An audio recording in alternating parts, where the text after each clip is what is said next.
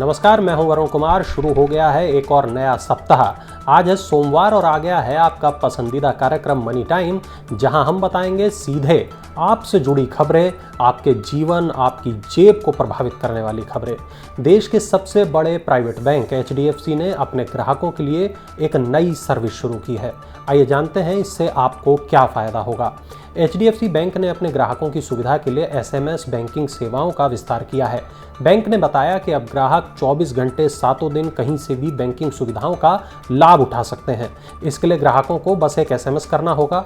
नई SMS सुविधा के जरिए ग्राहक अपने खाते का बैलेंस और समरी जान सकेंगे। इसके अलावा लोन के लिए आवेदन, क्रेडिट कार्ड को मैनेज करना, चेकबुक की रिक्वेस्ट डालना, अकाउंट स्टेटमेंट की रिक्वेस्ट डालने जैसे काम भी कर सकेंगे। आर्टिफिशियल इंटेलिजेंस तकनीक से लैस इस SMS बैंकिंग सुविधा का लाभ उठाने के लिए ग्राहक को कोई बहुत बड़ा मैसेज नहीं करना होगा। ग्राहक अपनी सामान्य भाषा में जो भी लिखेगा, AI उसे समझकर अपनी प्रतिक्रिया उस पर देगा। AI यानी आर्टिफिशियल इंटेलिजेंस। बचत खाते में जमा पैसे पर अब ज्यादा ब्याज मिलेगा। किस बैंक के ग्राहकों को इसका फायदा होगा, चलिए जानते हैं।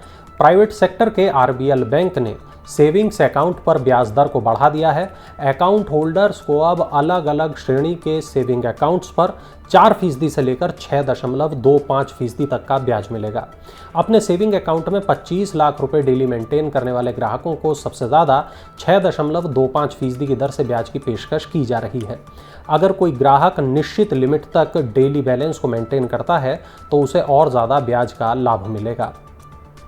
भारत में भी होगा अब विदेशों जैसा पेंशन सिस्टम। आइए जानते हैं सरकार की इसको लेकर क्या तैयारी है। कर्मचारी भविष्य निधि संगठन यानी EPFO कर्मचारियों की रिटायरमेंट एज को बढ़ाने के पक्ष में है और उसका कहना यह है कि रिटायरमेंट एज को लाइफ एक्सपेक्टेंसी के हिसाब से तय करना ज़रूरी है। इससे पेंशन सिस्टम को मजबूती मिलेगी और रिटायरमेंट के बाद लोगों को पर्याप्त रिटायरमेंट लाभ मिल सकेंगे। अभी भारत में कर्मचारियों की जो रिटायरमेंट की उम्र है वो है 58 से 62 साल के बीच। ये अमेरिका और यूरोपीय देशों के मुकाबले कम है। यूरोपीय यूनियन में रिटायरमेंट की उम्र 65 साल है। डेनमार्क, इटली और ग्रीस में ये 67 साल है। अमेरिका में 66 साल है। 2047 तक भारत में 60 साल से ज़्यादा उम्र वाले लोगों की संख्या 14 करोड़ तक पहुंचने का अनुमान है। इससे पेंशन फंड पर दबाव बहुत ज़्यादा बढ़ जाएगा और इसी दबाव को कम करने के लिए रिटायरमेंट की उम्र बढ़ाने पर विचार किया जा रहा है। सरकार जल्द लॉन्च करेगी गारंटीड इनकम स्कीम और इसको लेकर PFRDA की तैयारी क्या है, ये भी चलिए जानते हैं, बताते हैं। Pension fund regulator and development authority यानी PFRDA नेशनल पेंशन स्कीम के तहत गारंटीड रिटर्न देने वाली एक निवेश योजना को तैयार करने में जुटा है। इस योजना में एक निश्चित न्यूनतम रिटर्न की पेशकश करने का विकल्प होगा। PFRDA चेयरमैन सुप्रतिम बंदोपाध्याय का कहना है कि चालू महीने के अंत तक इस निवेश योजना को अंतिम रूप दिया जाएगा और इसे इस साल के अंत तक लॉन्च किया जा सकता है। ये एक पूरी तरह से नई योजना होगी। सरकारी नौकरी की तैयारी में जुटे युवाओं के लिए एक खुशखबरी है। पब्लिक सेक्टर बैंकों ने बना ली है विस्तार की योजना। सार्वजनिक क्षेत्र के बैंक वित्तीय समावेशन अभियान के तहत विभिन्न राज्यों के उन ग्रामीण इलाकों में दिसंबर 2022 तक करीब 300 शाखाएं खोलेंगे जहां बैंकिंग सेवाएं अभी तक नहीं पहुंच पाई हैं। ये नई शाखाएं बैंकिंग सेवाओं से अब तक अछूते रहे उन सभी गांवों में खोली जाएंगी जहां की आबादी 3000 से ज्यादा है। सर्वाधिक 95 शाखाएं राजस्थान में और 54 शाखाएं मध्य प्रदेश में खोली जाएंगी। सार्वजनिक बैंकों की 38 शाखाएं गुजरात में, 33 महाराष्ट्र में, 32 झारखंड में और 31 उत्तर प्रदेश में खोली जाएंगी। बैंक ऑफ बड़ौदा इन क्षेत्रों में 76 शाखाएं और भारतीय स्टेट बैंक अपनी 60 शाखाएं यानी कि ब्रांचेस खोलेगा। क्या दिवाली से पहले 60,000 का स्तर छू पाएगा सेंसेक्स? आइए जानते हैं क्या संकेत मिल रहा है। आज घरेलू शेयर बाजारों में जो तेजी रही उससे उम्मीद जाग उठी है कि दिवाली से पहले सेंसेक्स 60,000 का स्तर पार कर जाएगा। सोमवार को BSE सेंसेक्स 442 अंक से अधिक चढ़कर 59,245 अंक पर बंद हुआ। नेशनल स्टॉक एक्सचेंज का निफ्टी भी 126 अंक चढ़कर 17,665 अंक पर बंद हुआ।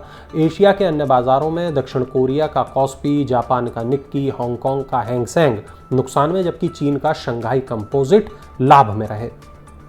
अगली खबर की तरफ बढ़ते हैं। सोना और चांदी की कीमत में क्या बदलाव हुआ है आज, उसको भी जान लेते हैं। दिल्ली सराफा बाजार में सोमवार को सोना 113 रुपये बढ़कर 50,985 रुपये प्रति 10 ग्राम पर पहुंच गया। सोने की तरह चांदी भी 428 रुपये उछलकर 53,980 रुपये प्रति किलोग्राम पर पहुंच गई। अंतर्राष्ट्रीय बाजार में सोना और चांदी दोनों बहुमूल्य धातुओं का भाव स्थिर रहा। सोने का भाव $1711 प्रति औंस और चांदी $18.15 प्रति औंस पर थी। डॉलर इंडेक्स के थोड़ा नरम पड़ने से सोने की कीमतों में तेजी देखने को मिली है। महिंद्रा लेकर आ रही है नई इलेक्ट्रिक एसयूवी और कब ये लॉन्च होगी, चलिए जानते हैं। महिंद्रा एंड महिंद्रा अपनी बहुप्रतीक्षित महिंद्रा XUV 400 इलेक्ट्रिक कार को अब जल्द लॉन्च करने जा रही है। कंपनी 8 सितंबर को XUV 400 EV को पेश करेगी। कंपनी का लक्ष्य भारत में mass market electric vehicle base को बढ़ाना है। इस बाजार में अभी टाटा नेक्सन EV का कब्जा है। महिंद्रा ने अपनी इसी EV को सबसे पहले ऑटो एक्सपो 2020 में प्रदर्शित किया था, दिखाया था, लेकिन फाइनल प्रोडक्शन मॉडल काफ़ी ज़्यादा अपडेटेड होगा। ऐसी संभावना जताई जा रही है कि XUV 400 सिंगल चार्ज में 400 किलोमीटर से भी ज्यादा का सफर तय करेगी। चलिए अब नजर डालते हैं IPO अपडेट्स पर। फार्मा कंपनियों के लिए कच्चा माल बनाने वाली कंपनी ब्लूजेट हेल्थकेयर ने IPO से 2100 करोड़ रुपए जुटाने की योजना बनाई है और इसके लिए कंपनी ने सेबी के पास शुरुआती दस्तावेज भी जमा करा दिए हैं। IPO पूरी तरह से बिक्री पेशकश पर आधारित होगा। वित्त वर्ष 2021-22 में कंपनी की ऑपरेशनल इनकम 37% बढ़कर 683 करोड़ रुपए हो गई। इस अवधि में कंपनी का शुद्ध लाभ भी 34% बढ़कर 181 करोड़ रुपए पर पहुंच गया। कंपनी के शेयर BSE और NSE पर लिस्ट होंगे। टाटा ग्रुप ने अपनी DTH कंपनी टाटा प्ले को भारतीय शेयर बाजार में लिस्ट कराने का एक और प्रयास शुरू कर दिया है। इससे पहले कंपनी इसे लिस्ट कराने के लिए कई बार असफल प्रयास कर चुकी है। टाटा प्ले का नाम पहले टाटा स्काई था। ये टाटा ग्रुप और वॉल्ट डिज्नी इंडिया का ज्वाइंट वेंचर है। कंपनी ने IPO के लिए आरंभिक दस्तावेज तैयार कर लिए हैं। इस महीने के अंत तक सेबी के पास आवेदन जमा किए जाने की उम्मीद है। कॉनकॉर्ड एनवायरो सिस्टम को IPO से पूंजी जुटाने के लिए भारतीय प्रतिभूति एवं विनिमय बोर्ड से मंजूरी मिल गई है। दस्तावेज मसौदे के मुताबिक प्रस्तावित IPO में 175 करोड़ रुपए तक के नए शेयर जारी किए जाएंगे। कंपनी IPO से प्राप्त धन का उपयोग अपनी इकाई कॉनकॉर्ड एनवायरो FZE में निवेश के लिए करेगी। तो ये थी आज की तमाम बड़ी खबरें। अगर आपका कोई सवाल है पर्सनल फाइनेंस से जुड़ा हुआ तो उसे नीचे कमेंट बॉक्स में दर्ज कराएं। और हाँ, पर्सनल फाइनेंस की ऐसी ही बड़ी खबरों के लिए ज़रूर डाउनलोड करें Money9 के ऐप को और चलते चलते हमारा ये इन्फोग्राफिक देखें।